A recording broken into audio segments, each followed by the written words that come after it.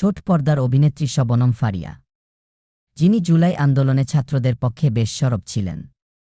প্রত্যাশা করেছিলেন এই গণঅভ্যুত্থানের পর দেশে বড় কিছু পরিবর্তন ঘটবে। তবে সমসাময়িক কিছু ঘটনায় বেশ হতাশ অভিনেত্রী।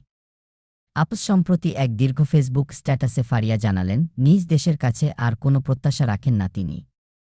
শবনম ফারিয়া তার স্ট্যাটাসে লিখেছেন, একটা গল্প আছে না, শীতের সকালে একজন ইমাম আর একজন চোরের। ইমাম ভাবে, কি ভালো একটা মানুষ এই ঠান্ডায় ফজরের নামাজ পড়তে এসেছে। চোর ভাবে, কি ভদ্রলোক দেখতে, দাড়ি-দুড়ি রেখে আবার চুরি করে। এই গল্প থেকে আমরা কি শিখেছিলাম? যে যেমন, যার চিন্তাধারা যেমন, অন্যদেরও তাদের সেই মনে হয়। ফারিয়া বলেন, কিন্তু বিশ্বাস করেন, পৃথিবীর সব মানুষ টাকার কাছে তাদের এথিক্স বিক্রি করে না। দুনিয়ার সব মানুষের কাছে টাকাই সব না। মানুষ স্রোতের বিপরীতেও যায়, রিস্ক নেয়। শবনম ফারিয়া আরও বলেন, আমি এমন অনেক মানুষকে চিনি যারা মন থেকে আওয়ামী লীগ ভালোবাসে, কিন্তু জুলাইতে লাল ডিপি দিছিল। হয়তো জুলাইকে আমাদের সাধারণ মানুষের কাছে যেভাবে সে সময় পোট্রে করা হয়েছে, এখন বিষয়টা তেমন নাই।